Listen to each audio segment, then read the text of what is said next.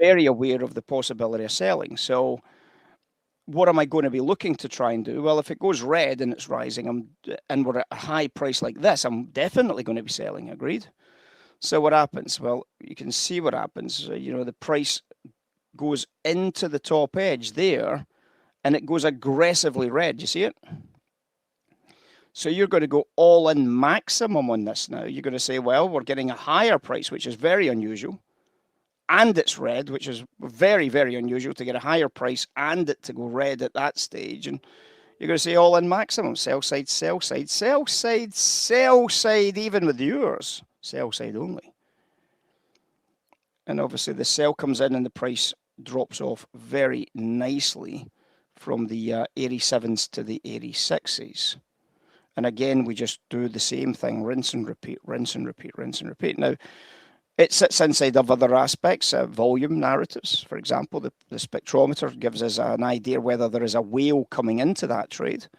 And obviously, as we put in the spectrometer, we can actually read the whale's intentions. And until the whale shows up, we don't really want to sell it. And if the whale does show up, well, we're going to get more of a strong case to sell short into that as a storyline, right? So let me just go back to that storyline where we showed you what we were doing and see if you could continue to read that story. Now look at the discount rate story. Look at the price to earnings proxy story. It's getting better and better and better for selling. Agreed? Better and better and better. And as it gets better, you're getting shorter and shorter and shorter, and you're going to start hating me because you're going to say, Ray, I don't know what I'm supposed to do here. I don't know what I'm supposed to do here. It's getting worse. I'm not making any money. And then this happens. You get this monster sell-off from 86s all the way down to 74s. This absolute monster from a very simple discount rate story. Very simple from a discount rate story now. And obviously we've already widened the spread here to some degree. We've already came in short on the side of the structure. We would not expect to take out day session highs or swing highs up here. We wouldn't expect that, but we've seen a lot of selling here and then more selling here, which gives us what is called a little paycheck liquidity in this area here at 86s. And we can take a shot at that and see if we can get a bit of a popper. And sure enough, the discount rate stays very in favor of the drop phase. And the one thing you'll notice is that the price will then start tracking down with the line, and you might say, is that not bullish? Well, not really, because if the price is tracking down with a line, that's because the price is falling. So the idea is that the price to earnings ratio, you might say, is going to start rising. Well, that would be the inverse of this. Well, that's kind of what's happening. The price to earnings ratio in this case is starting to rise until it becomes possible to buy into a possible swing low. And you say, well, we've just gone blue. I'm going to start now. First of all, you're going to start distributing into this move. You're going to say, I've seen enough. Thank you very much, Ray. I am out at 72s, sold at 86s, 14 points, $700 profit. And I'll take that any day of the week. So it is a very good story. I hope you can agree that the storyline you would have had from the London session here would have been borderline spectacular, to be honest. Borderline spectacular. I've put a lot of work into this one, a lot of work. That's why it's taken so long to get it correct, because I want to make sure it is actually agreeing with a lot of the algorithms that we use without having the true readings. We still want to make sure that the proxy looks very similar in most cases, not all cases. There's still limitations to what we can do on it, but I haven't been able to improve it for probably now 3 or 4 weeks now. I haven't been able to improve it. So if I can't improve it, I don't think I'm going to be able to improve it. Now, the question is, does it need improving? You've just made several $1,000s this morning based on it. Probably not. Probably not.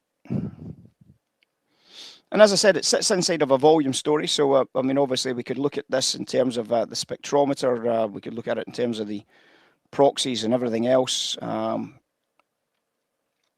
It is only one value narrative. It's not 10 value narratives. It's one. And, obviously, if you look at it against the AMP, anytime we see it going red and the AMP spikes higher, like here, can you see how when it goes red here and the AMP spikes higher, this is like this is like your best dream come true right here. This is like this is your story that you just want to say, you know what? I can't figure out why I would want to do anything else but trade this. You know, it's just that type of story. That type of story. So I'll check it again today. I'll watch it again today if it keeps making sense.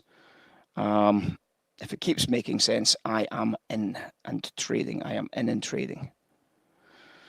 Last trade that we've seen. Let's ask you the question. Last trade that I've seen, what is it? Let's take a look, see if you can figure out what my last trade was on this.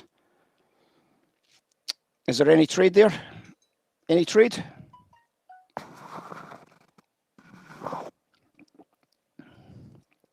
Is there any trade on the right-hand edge, guys? Are you buying this right-hand edge, selling this right-hand edge, yes or no? No, there's no trade, is there? There is no trade. I'm not talking about structure. I'm not talking about anything. I'm just talking about the blue line. Is there a buy trade or a sell trade on the right-hand edge? No, there isn't. So if I said to you, what trade would you like to do? What would the trade be?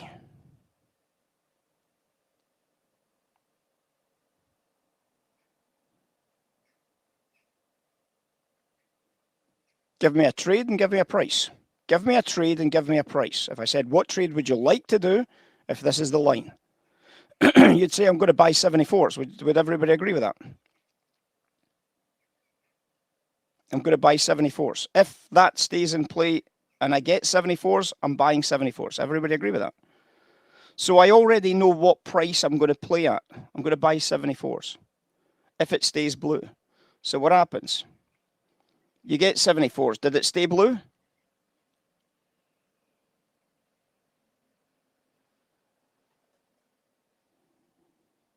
It didn't just stay blue, did it? It got even better blue. Does this trade here look a lot like this trade here?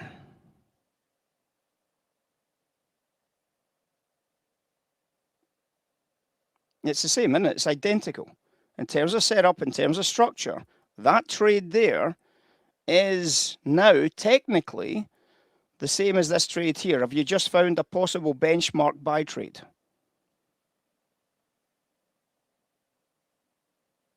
Possible benchmark buy. So how did the trade do? Well, that was pretty good, wasn't it? That was pretty good. You might say, but why is this not a sell? Why is this not a sell here?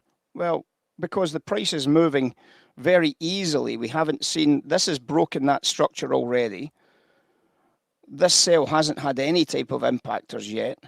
And we're in a buy trade. So I'm using it as a profit take. But there you go, 72s, 82s, guys, $500. Thank you very much.